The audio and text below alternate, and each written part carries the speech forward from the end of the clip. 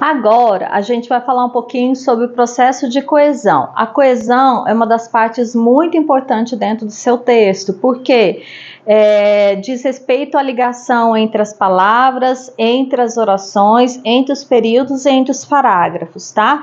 Então, essa ligação precisa ser muito bem feita para que o sentido, que é a coerência, seja estabelecido. Então, cabe-nos aqui entender muito sobre o valor semântico que os conectivos vão ter nesse sentido. Bom, a coesão, então, ela vai tratar, né, sobre a seleção e combinação dos vocábulos, que é lexical, o uso dos conectivos e os elementos de referência interna e externa que nós vamos utilizar para que não haja repetição.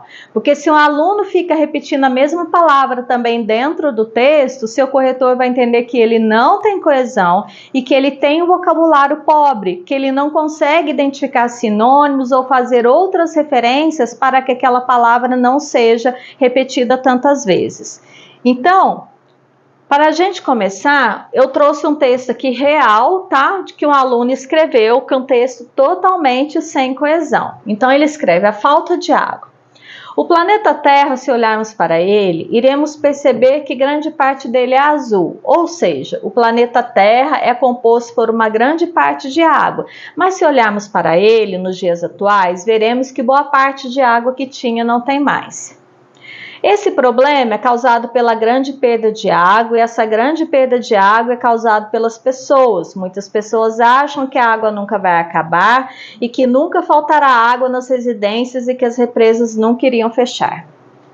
O que nós temos aqui? Muitos problemas. O aluno escreveu 2 parágrafos, o parágrafo inteiro composto por apenas um período, ideias muitíssimo baseadas no senso comum, isto é, aquilo que a gente já está careca de saber, e além disso, muita repetição de palavra. Então, um texto sem coesão, um texto pobre, um texto sem nenhum tipo de informação. Tá? Lembre-se que o seu corretor, ele quer saber o que você sabe a respeito do tema e não o que você acha, tá? Então, o que você sabe, você tem que ir no seu conhecimento mais profundo para você mostrar para ele. Feito isso, a gente vai tratar do nosso primeiro tópico, que diz respeito à seleção e combinação lexical. Quando a gente vai escrever, a gente tem que pensar em muitas vezes na precisão que determinada palavra vai ter no meu texto. Por exemplo, se eu uso "você é uma pessoa diferente", esse diferente está em qual sentido? Como que o seu corretor vai saber o diferente é de que sentido? É para bom ou para ruim? Então explica, né? Tudo tem que ser muito bem explicado para que haja sentido. Outra coisa, o valor social da palavra. A gente sempre tem que pensar muito. Existem muitos alunos que inserem regionalismos nos textos, e isso prejudica muito a compreensão, porque às vezes o seu corretor ele não faz parte daquela região que você mora e ele desconhece aquele determinado vocábulo. Em primeiro lugar, um regionalismo não pode estar presente num texto que é muito informal, né? E em segundo lugar, o corretor não é obrigado a saber todos os termos de tudo quanto é lugar do país. Então, por isso que pede-se que a gente utilize a norma culta, que é uma língua uma forma de escrever que não vai ter variação, né? A língua formal e pronto, todo mundo entende. Por exemplo, se eu digo: na mesa a garota comia com a voracidade de uma piranha, aqui na minha região, sul de Minas, piranha tem o sentido de mulher fácil, não sei na sua. Então, como que eu vou colocar esse tipo de informação no meu texto? É uma informação muito pejorativa e, é claro, eu vou ser penalizada por isso, tá? Então, muita atenção quanto a isso. Efeito sonoro. Muitos alunos fazem isso, gente. Olha, a questão da nação não tem relação com a união da população. Isso aqui é um vício de linguagem que se chama eco e causa uma baita informalidade no seu texto. Então, sempre pensar: houve mais que dois finais iguais?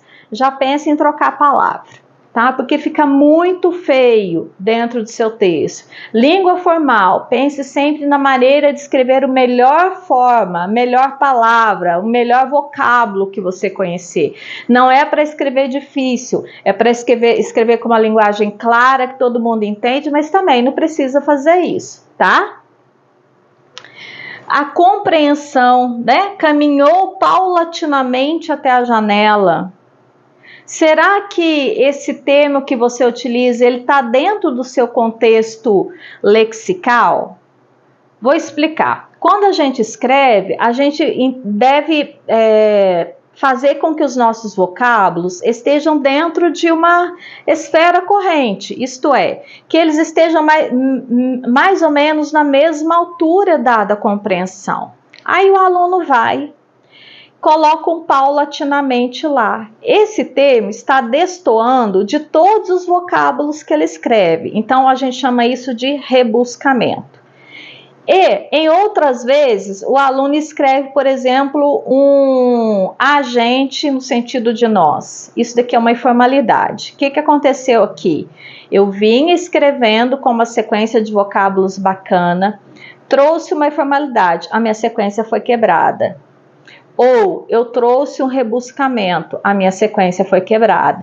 Então, o meu conjunto de seleção lexical, o meu conjunto de vocábulos, de palavras, devem seguir a mesma linha. Então, eles devem estar numa sequência, sem rebuscamento, que são as palavras difíceis, e sem informalidades. Tá? Então, isso vai causar um degrau no seu conjunto de vocábulos e com certeza você também vai ser penalizado por isso. E aí, quando a gente vai pensar no uso dos conectivos, né, que eles são muitíssimo importantes dentro do nosso texto, a gente vai pensar nas corretas conexões que vai existir entre as partes, tá? Por exemplo, tem aqui, né, que essa questão da conjunção. Eu tenho um texto aqui, cultura. Nunca precisei ler José de Alencar ou Joaquim Manuel de Macedo. Esse conector me indica uma alternância. Então, ou é uma coisa ou é outra. Apenas porque causa. Minha avó mocinha já havia chorado, como vocês nem imaginam, com as desventuras de Ceci, do moço loiro e Soma, da moreninha. De modo que, conclusão, todo esse sentimento, todo este meu brasileiríssimo sentimento, eu vim receber por herança analfabeticamente. Não me cabe aqui mostrar para vocês o valor semântico de todos os conectores. Isso a gente aprende quando a gente aprende as orações coordenadas ou as orações subordinadas. Então, aula de língua portuguesa. Então, se você ainda não sabe o valor semântico dos conectores, volta lá nessas aulas, aí você vai estar estudando para português e vai simultaneamente estar estudando para o uso dos conectivos na redação, tá? Seguindo, nós temos aqui, né, o valor semântico, as relações semânticas dentro de um sentido.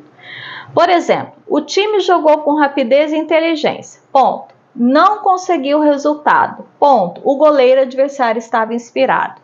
Observe que nós temos um parágrafo escrito com 3 períodos sem nenhuma coesão. Tá vendo como que parece que eu estou lendo em blocos? Olha quando eu coloco os conectivos, a diferença que faz. O time jogou com rapidez e inteligência, mas não conseguiu o resultado porque o goleiro adversário estava inspirado. Isso faz toda a diferença dentro de um período. Isso traz uma linha de sentido, um fio de raciocínio, né? Que eu posso puxar a linha assim, eu venho puxando todas as palavras em seguida. É isso que o nosso texto tem que ter, ok? Conectivos com peso argumentativo. A escolha por determinados conectivos é decisiva para indicar a linha argumentativa que você vai seguir. Se você traz um conector que não quer dizer aquilo que ele quer dizer, ele pode trazer uma informação muito errada a respeito do seu trecho. Por exemplo, a festa tem tudo para ser maravilhosa, mas a Joana vai estar lá. Esse mas indica para mim que a Joana vai ser um peso na festa, tá? Agora, se eu digo que a festa tem tudo para ser maravilhosa, pois a Joana vai estar lá, aqui nesse caso eu tenho o real sentido da festa, que é a Joana. Percebe a diferença?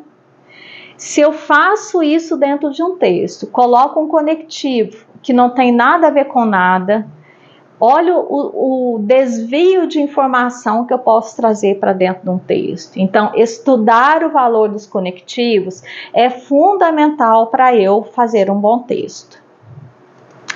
E aí, agora a gente vai para a terceira parte, que diz respeito aos recursos que nós utilizamos para que não haja repetição de palavras. O primeiro deles é a anáfora. A anáfora diz respeito à retomada, à remissão para trás de um termo que já foi dito. Na maioria das vezes, essa anáfora vai ser feita por meio de um pronome, tá?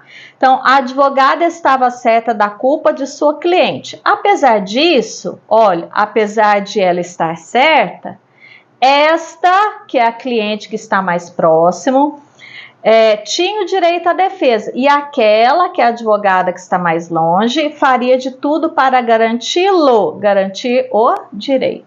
Então, observe que todos os termos utilizados aqui foram pronomes que fizeram a remissão do que está para trás, sem precisar de repetir palavras. Agora, a catáfora já é uma para frente, tá? Então, remetem a um termo que eu ainda vou dizer. Embora ele quem não tivesse recursos disponíveis, o político, que é ele, mantinha firme o seu propósito. Qual que é o propósito? 2 pontos, vou dizer. Aumentar a qualidade de vida de todos. Quem são todos? Pobres e ricos, negros e brancos, alfabetizados e iletrados. Percebe a diferença? Enquanto um remete para trás, o outro eu escrevo para frente, né? E aqui eu posso utilizar pronomes, posso utilizar substantivos, né? Pontuação que vai indicar essa explicação. Então, tudo depende da maneira como eu vou escrever. Outro recurso muito utilizado pelos alunos são os sinônimos, né? Então, quando a gente não quer repetir muito uma palavra, eu utilizo o sinônimo. Vi uma garotinha correndo em minha direção, segurando uma espécie de embrulho. Quando se aproximou, a menina, que substitui a garotinha, me deu um abraço e deixou o pacote que substitui o embrulho caído no chão.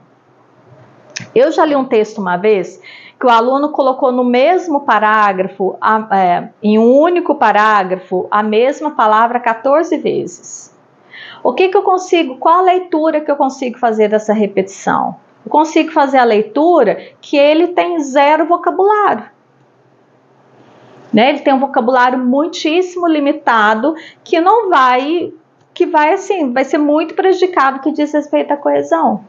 Se ele tivesse, primeiro, parágrafo já era desconexo, né? Era um parágrafo muito grande para ter escrito 14 vezes a mesma palavra, então sentido, saber quantas linhas precisa ter um parágrafo, mais ou menos quantas linhas, quantos períodos, né? A substituição. Então, são coisas que a gente tem que saber antes de escrever um texto. Não ir escrevendo a esmo de qualquer maneira. Lembra da base?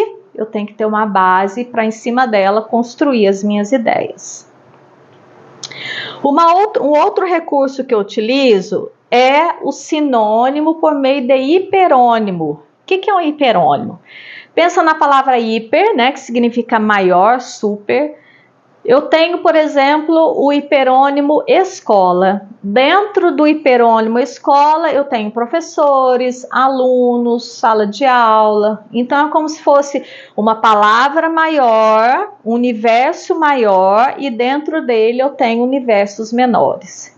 O hipônimo, que a gente vai ver o contrário. Então, o hipônimo é esse universo menor, né, dentro de um universo maior. Então, o hiperônimo, por exemplo, era notória a enorme antipatia que Tom Jobim, é um hipônimo, que é um universo menor, né, nutria por Manuel Bandeira, que também é um universo menor. O que sequer imaginávamos é que o poeta, no caso aqui o Manuel, teria feito ao músico, que é o Tom, para que a situação chegasse a esse nível. Então, olha só, poeta e músico são hiperônimos de Manuel Bandeira e Tom Jobim, respectivamente. Posso utilizar isso como recurso para não substituir palavra, para substituir palavra. O outro recurso é o hipônimo, como eu acabei de dizer. Então, eu tenho universo menor dentro de universo maior, né? O boxeador, universo maior, desceu do carro afirmando que não falaria de religião, universo maior. Desde que Mike Tyson, hipônimo de boxeador, se converteu ao islamismo com hipônimo de religião, hiperônimo, desculpa, de religião, o esporte tem ficado em segundo plano nas coletivas de imprensa. Então eu tenho aqui boxeador, religião. Então Mike Tyson é hipônimo de boxeador e islamismo vai ser hipônimo de religião, certo? Um outro recurso que eu posso utilizar é a sinonímia com peso argumentativo, tá? Utilizar sinônimos para realçar a minha argumentação. Cazuza, assim como Vinícius de Moraes, são nomes da cultura brasileira. A diferença é que o gênio, observe que eu estou chamando Vinícius de gênio, quando bebia, criava poemas imortais. Já o compositor, né, escrevia belas canções. Então, gênio substitui Vinícius de Moraes e insere um ponto de vista sobre isso, um peso argumentativo, e compositor retoma Cazuza e insere um ponto de vista sobre isso, tá? Um outro recurso também muito bacana é o uso da elipse, né, que é a omissão de termos. A gente pode perfeitamente omitir uma palavra dentro do meu texto para que ela não seja demasiadamente repetida. Os convidados chegaram atrasados para o jantar porque os convidados não foram avisados de que os noivos resolveram antecipar o jantar para as 18 horas. Observe que essas palavras não fazem a mínima diferença aqui no espaço vazio. Então, elas puderam ser omitidas com muita facilidade, tá? Sem nenhum prejuízo. E aí, o que a gente tem, então? A gente tem um texto que eu vou mostrar para vocês qual que é a organização desse texto, tá? Em primeiro lugar, cada vez que eu insiro um parágrafo, eu tenho que colocar um conectivo que vai explicar qual que é a relação que se faz entre um parágrafo e outro, tá? Dentro dos parágrafos, cada vez que eu boto um ponto, eu coloco um conectivo, tá? Usualmente. E aí você precisa ver, não fique colocando, tem muitos alunos que só fica colocando dentro dos parágrafos, conectivo conclusivo, conclusivo, conclusivo, conclusivo. Pela lógica, eu só concluo no último período do meu parágrafo. Assim como o meu texto tem começo, meio e fim, ó, diante disso, está indicando uma conclusão. Dentro de cada parágrafo também eu tenho começo, meio e fim, como já expliquei para vocês. E todas as vezes que eu for finalizar um parágrafo, eu vou utilizar um conector conclusivo pela lógica, tá? Então, cuidado. Olha quantos conectores nós temos aqui. Se vocês perceberem, ele só repete esse por exemplo aqui, o resto tudo é conector que não se repete. Essa é outra beleza que a gente tem que pensar, é outra estratégia. Quanto mais conectores eu tiver e fazer com que eles não se repitam dentro de um texto, maior vai ser a minha nota. Assim como fazer com que palavras não se repitam dentro de um texto, tá? Bom, e aí eu venho trazendo um texto aqui para vocês que eu escrevi, coloquei os conectores em vermelho para vocês terem uma ideia, né, das coisas que a gente escreve tentando fazer com que os conectores não se repitam, ok? Bom, essa foi a aula sobre coesão e caso vocês tenham dúvidas, estou à disposição de vocês. Um grande abraço e a gente se vê. Tchau, tchau.